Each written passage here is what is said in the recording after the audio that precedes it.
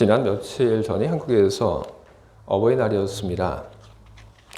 그리고 오늘이 또 무토탁이기도 합니다. 그래서 오늘 이 자리에선 저는 자녀된 모든 분들을 대신해서 부모님들에게 베풀어 주신 큰 사랑과 은혜에 대한 감사를 먼저 전합니다. 부모님, 자녀를 늘 키우기 위해서 고생 많이 하셨고 그래 정말 감사합니다.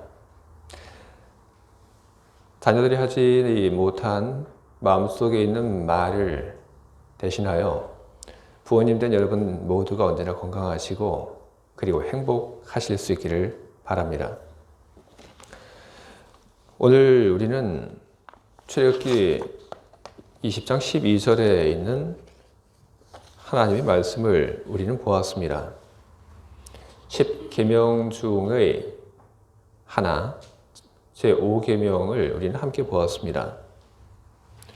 신약의 은혜의 시대가 시작이 되어 우리는 더 이상 율법이 유효하지 않은 그런 은혜의 시대에 살고 있습니다. 그렇다고 해서 오늘 우리 함께 보았던 이 10계명 중의 하나가 더 이상 우리들에게 아무런 가치가 없는 것인가? 그렇지 않습니다. 에베소서 6장 1절부터 3절 말씀을 보게 되면 역시 이곳에서 제5계명인 하나님 말씀이 다시 한번 선포되고 있음을 우리는 볼 수 있습니다. 그것은 즉 하나님께서 계명을 통해서 주신 그 명령이 여전히 우리들에게 유효하다고 하는 것입니다. 하나님께서는 전에도 말씀하셨고 그리고 지금도 말씀하고 계십니다. 내 부모를 공경하라. 그리하면 너희 하나님 나 여호와가 내게 준 땅에서 내 생명이 길리라. 하나님께서 이 말씀을 제일 처음 하신 것이 바로 10계명을 선포하실 때 이 말씀을 가장 처음 하셨습니다. 그런데 이 10계명 중에서 부모를 공경하라고 하는 이 계명은 왜 10계명에 포함이 된 걸까요? 왜 형제들 서로 사이좋게 지내라? 왜 그런 계명은 왜 10계명에 들어가 있지 않고 왜 10계명 속에 부모를 공경하라고 하는 이 말이 등장을 하고 있는 걸까요? 그리고 또 하나, 하나님께서 10계명을 선포를 하셨을 때 다른 계명에 대해서는 그냥 하나님이 명령을 선포하신 것으로 끝이 납니다. 어떤 약속도 없습니다. 그러나 유독 10계명 중의 5번째 계명 여기에만 하나님께서 약속을 하고 계십니다. 왜일까요? 이 10계명의 사회 그리고 문학적인 배경을 찾아보면 그 답을 찾을 수 있습니다. 인류 역사를 살펴보면 목축 사회 속에서 노인들을 버리는 그런 일들이 있었습니다. 그것은 어느 특정한 한 지역에서만 있었던 것 아니고 그리고 어떤 특정한 한 시대에만 있었던 것 아닙니다. 목축을 하는 그런 지역이라면 어느 시대 그리고 어느 장소를 막론하지 않고 노인들을 버리는 그런 일들이 있었습니다. 한 분이 그런 일들에 대한 이해를 소개한 것을 제가 보았습니다.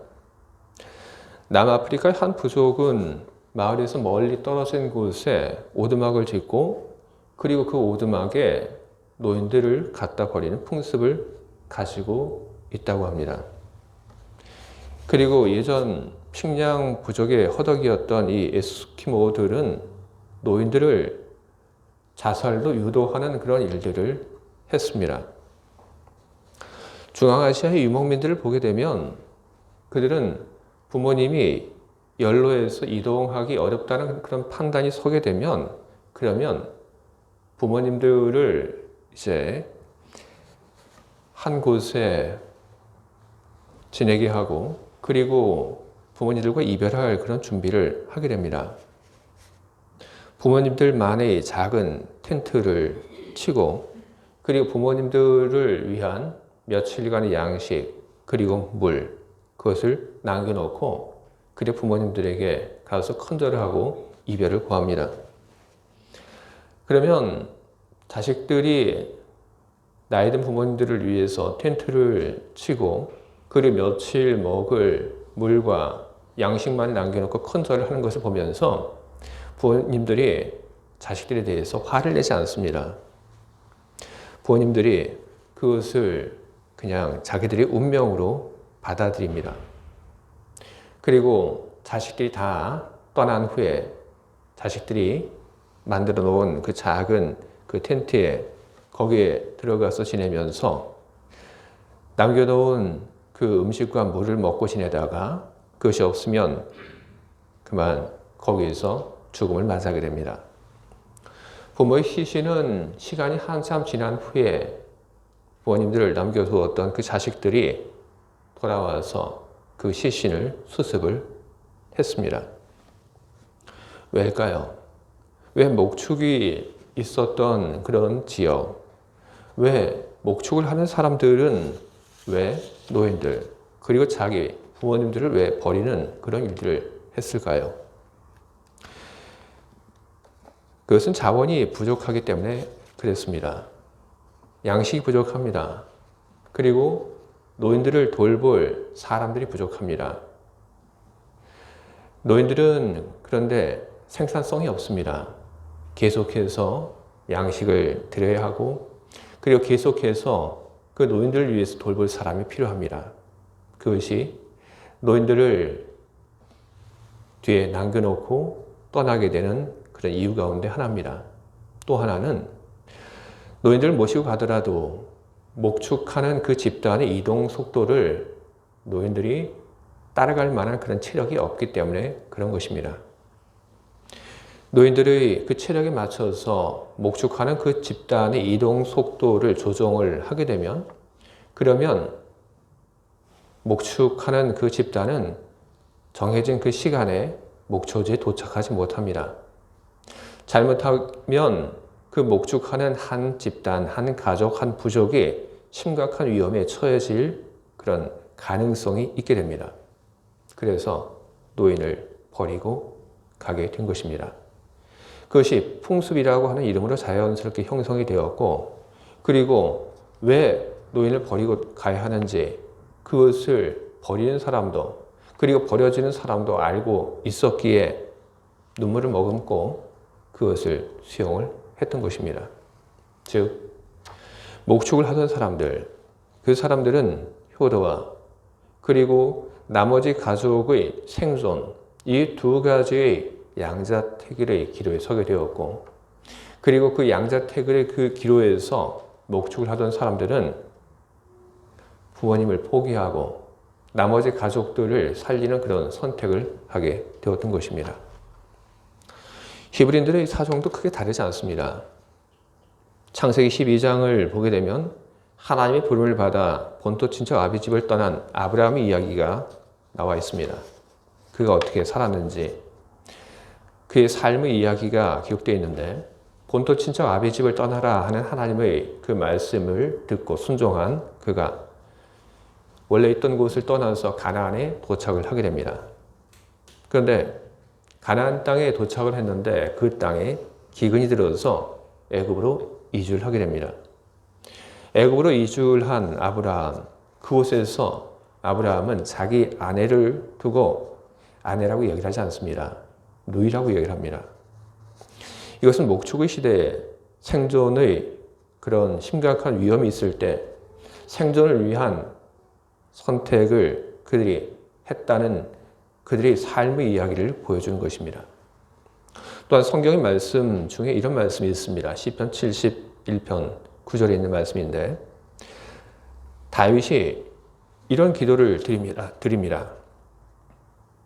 하나님, 늙을 때 나를 버리지 마시며 내 힘이 쇠약할 때에 나를 떠나지 마소서. 이것은 노인이 버려지는 그런 문화적 배경, 역사적인 그런 인식을 전제로 하고 있는 그런 기도인 것입니다. 사정이 이렇습니다. 말씀이 선포된 그 자리, 오늘 하나님의 그 계명이 선포된 그 상황의 자리는 다르지 않습니다. 하나님의 십계명, 그것이 선포된 그 자리는 어떤 자리입니까? 그것은 젖과 꿀이 흐르는 그 가나안 땅으로 이동하는 그 이주의 배경, 또한 동시에 목축이라고 하는 그런 그들의 당시의 삶의 그 배경을 함께 가지고 있습니다. 출애굽한 사람들이 가축을 몰고 이집트를 떠나 광야로 들어갔다고 하는 당시의 그 모습을 성경은 이렇게 기록을 하고 있습니다. 출애굽기 12장 37절 그 이하입니다. 이스라엘 자손이 람셋을 떠나서 숫곳에 이르니 유아외에 보행하는 장정이 60만 가량이요 수많은 잡족과 양과 소와 힘이 많은 가축이 그들과 함께 하였으며, 노인이 있으므로 유목민들의 거림이 늦어집니다. 그러므로 집단의 생존의 그런 확률이 점점 낮아지게 됩니다. 그래서 부모를 버리고 떠나든지 아니면 그런 위험 속에 있는 속에서 조바심을 내고 걱정하고, 그리고 그 조바심과 분노로 부모에게 그 분노를 쏟아놓고 있는 사람들에게 하나님은 말씀하십니다. 네 부모를 공경해라. 그리하면 네 생명이 길리라. 부모를 버리고 가는 것이 생존을 위한 불가피한 그런 선택으로 여겨졌는데 하나님 그렇지 말라고 얘기를 하십니다. 부모를 모시고 가는 것이 힘들어서 그 힘든 나머지 부모님에게 그 화를 쏟아놓고 있는데 그러지 말라고 하나님 이야기하고 계십니다. 부모님에게 분노를 쏟아놓는 사람, 부모님을 뒤에 남겨놓고 가는 사람, 그 사람이 아니라 부모님을 공경하는 사람, 그 사람에게 생존 확률이 더 많다. 하나님께서는 바로 그런 말을 오늘 약속의 형태로 사람들에게 선을 하고 계신 것입니다. 부모를 공경하는 사람, 힘들더라도 그 부모님을 위하는 사람, 그 사람은 살 것이다. 그 사람에게 나의 은총이 함께할 것이다. 하나님이 선을 하고 있는 것입니다. 이집트를 떠나서 가나안으로 가는 그 길목에 있었던 사람들, 많은 가축들을 몰고 가야 했던 사람들, 하나님이 인도하는 그 인도의 그 사인을 보고 길을 재촉해야 했던 그 사람들이 부모님을 위해서 그 광야에서 했던 일들은 무엇일까요? 우리는 부모를 공경하는 것이 추상적인 것이 아니라고 하는 것을 우리는 알 수 있습니다. 광야를 걷는 그 여정 속에서 광야를 걷는 사람들은 부모님을 위해서 체력적인 안배를 해야 했고, 그리고 부모님에게 더 맛있는 음식을 제공하기 위해서 그들은 무엇인가를 했을 것입니다. 바로 그것이 부모를 공경하는 모습이었던 것입니다. 부모를 공경하라고 하는 이 명령은 단지 유목사회, 농경, 그 목축의 그 시대에만 한정된 것이 아니라 부모를 공경하라고 하는 하나님의 그 말씀은 농경사회 속으로 들어와서 농경사회 속에서도 계속해서 유지가 되게 됩니다. 히브리인들이 젖과 꿀이 흐르는 그 가나안 땅으로 들어왔지만 그들이 젖과 꿀이 흐르는 가나안 땅으로 들어온 후에도 농사를 지으면서 그들이 얼마나 많은 어려움을 겪었는지 우리는 성경을 통해서 우리는 보게 됩니다. 야곱 시대에 있었던 큰 가뭄의 이야기를 우리는 알고 있고, 그리고 엘리야 때의 가뭄의 이야기를 우리는 알고 있습니다. 농사 생활이 시작된 후에도 생존의 그 어려움이 있었다고 하는 것을 성경은 증언하고 있습니다. 가뭄과 재해 속에서 그 속에서 부모를 버리지 말아야 한다. 부모를 공경해야 한다. 하나님이 선포하신 그 계명은 여전히 농경사회 속에서도 그 시대를 그리고 그 사회를 유지하는 큰 기반이 되었던 것입니다. 그리고 하나님께서 선언하신 그 계명은 또한 돌봄의 선순환이라고 하는 이데올로기로서의 역할도 하게 되었습니다. 농경사회 속에서 장년이 먼저 자기 자녀들을 돌보고 그리고 그 자녀들을 위해서 희생합니다. 그리고 이후 그 자녀들이 커서 청년이 되고 장년이 되었을 때 이 청년이 되고 그리고 장년이 된 그 자녀들은 나이가 든 그의 부모님들을 돌보게 되는 것입니다. 바로 이것이 돌봄의 선순환이었던 것입니다. 하나님의 계명, 그것은 히브리인들에게 부모를 공경하라고 하는 그 명령입니다. 하지만 하나님의 이 명령 속에는 하나님과 그리고 옛 히브리인들의 꿈이 담겨져 있습니다. 히브리인들의 꿈은 무엇입니까? 나이든 부모님을 버리지 않고 어머니를 지키고 아버지를 지키며 함께 살아가는 것. 그것이 히브리인들의 꿈인 것입니다. 그런데 생존에 그 위협이 있는데 그것은 무시하고 그냥 부모만 공경하라고 하면 안 됩니다. 그래서 하나님께서 부모를 공경하는 사람들에게 대한 약속을 주신 것입니다. 하나님의 계명과 그리고 그 계명 속에 담겨져 있는 하나님의 약속. 그것은 하나님께서 히브리인들이 소망하고 있는 것을, 히브리인들이 꿈꾸고 있는 것을 하나님께서 이루어 주신다고 하는 약속의 선언인 것입니다. 함께 살고 싶은데 그러지 못한 세상 환경에 대한 저항이 바로 이 하나님의 명령 속에 담겨져 있는 것입니다. 노동력만으로 판단되지 않는 세상, 생산성만으로 판단되지 않는 세상, 바로 그것이 하나님의 세상이고 그것이 바로 하나님께서 만들어가는 세상인 것입니다. 오늘 우리는 하나님께서 선언하신 그 이야기가 여전히 우리의 이야기가 되고 있음을 우리는 알고 있습니다. 사람들은 곧잘 이야기를 합니다. 먹고 살다 보니까 부모님을 못 모신다. 먹고 살기 바빠서 그래서 부모님에게 잘 못하고 있다. 이런 이야기를 합니다. 그런 이야기를 너무나도 쉽게 서슴지 않고 그런 이야기를 하고 있습니다. 먹고 사는 일이 바빠서 부모님을 잘 못 모신다. 이 말은 여전히 우리들 역시 먹고 사는 일과 그리고 효도라고 하는 그 선택, 이 두 가지 그 선택 앞에 서 있다고 하는 이야기인 것입니다. 우리들 사는 속에 생존을 위한 많은 어려움이 있는 것은 사실입니다. 집값이 비싸고 물가도 비쌉니다. 또 돈을 빌려서 공부를 했으면 그러면 학자금 융자도 갚아야 합니다. 자식들이 있으면 자식들 공부를 시켜야 합니다. 공부만 시키는 것이 아니라 또 다른 학원도 보내야 하고 우리는 참 돈이 많이 드는 그런 시대에 우리는 살고 있습니다. 어떻게든 우리는 살아남아야 한다고 하는 그런 부담감을 우리는 가지고 살고 있습니다. 살아남아야 한다. 그런 생존의 이데올로기가 우리 안에 깊게 들어와 있습니다. 그러나 하나님께서 만들어 가기를 원하시는 세상, 하나님께서 우리들 가운데서 이루시기를 원하시는 그런 세상은 생존의 그 이데올로기가 우리를 지배하는 그런 세상이 아닙니다. 하나님께서 만들어 가시는 그 세상은 정을 느끼며 함께 살아가는 세상인 것입니다. 우리 부모님, 어떤 분들입니까? 성경에는 자녀를 둔 어머니와 아버지의 그 이야기들이 참 많이 있습니다.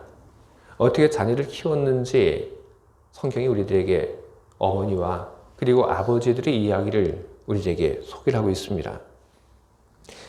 복음서를 보게 되면 가나안의 한 어머니는 귀신 들린 딸을 고치고자 예수님을 찾아왔습니다. 예수님이 그녀를 조금도 상대해 주지 않습니다. 그런데 예수님에게 무시를 당하고 있는데 귀신 들린 딸을 둔 가난안 여인은 딸을 위해서 자존심을 내려놓고 계속 예수님을 따라다니며 부탁을 합니다. 그래서 예수님께서 그녀에게 한 말씀이 자녀의 떡을 취하여 개들에게 던짐이 마땅하지 아니하니라. 그런데 이 얘기를 듣고 한 어머니는 화내지 않습니다. 오히려 그 어머니는 이렇게 얘기를 합니다. 주여, 오였소이다마는 개들도 제 주인의 상에서 떨어지는 부스러기를 먹나이다. 한 어머니는 딸을 위하여 자기 그 자존심, 그 모든 것을 다 내려놓고 자기 자신을 개에 비유하는 것을 조금 더 마다하지 않았습니다. 복음서에는 또 한 아버지의 이야기가 나옵니다. 귀신 들린 아들을 위하여 한 아버지가 그 아들을 데리고 예수님을 찾아옵니다. 아버지가 아들을 데리고 예수님 앞에 오자 그 아들이 땅에 구르며 거품을 흘립니다. 예수님께서 그 모습을 보고 아버지에게 묻습니다. 얘가 언제부터 이랬니? 아버지가 대답하기를 어릴 때부터입니다. 아버지는 어릴 때부터 발작하는 그 아들을 보았습니다. 계속 발작하는 그 아들을 몇 년 동안 그 아버지는 보았습니다. 하지만 그 아버지는 그 아들을 포기하지 않고 고쳐주기 위해서 백방으로 그 아들을 살리기를 찾아다녔습니다. 그 아들이 발작할 때마다 그 아버지는 그 아들을 지켜주었고 그리고 그 아들을 보살펴 주었습니다. 구약을 보게 되면 아들 이스마엘이 어머니와 추방되어 광야에서 죽어갈 때 죽어가는 그 아들을 본 어머니가 애통하며 눈물을 흘리는 그 모습이 기록되어 있습니다. 모세의 부모님은 자기 생명을 걸고 자기 자식의 목숨을 지켰습니다. 부모님들은 자기 자녀를 위하여 자기 자존심을 내려놓고 그리고 개가 되는 것을 마다하지 않습니다. 우리들은 어떤 모습을 가지고 부모님을 대하고 우리는 어떤 모습으로 부모님을 마주하고 있습니까? 한 아버지가 그의 아들을 위하여 수년 동안 반복해서 그 아들의 그 발작을 돌보고 그 아들을 보듬고 그 아들을 고치기 위해서 노력한 것처럼 힘들고 병 있는 부모님을 위하여 자녀들은 오늘 그렇게 하고 있습니까? 우리는 부모님들에게 갚을 수 없는 커다란 사랑을 우리는 빚었습니다. 우리는 부모님들이 우리들에게 한 것만큼의 그 일들을 우리는 하고 있지 못합니다.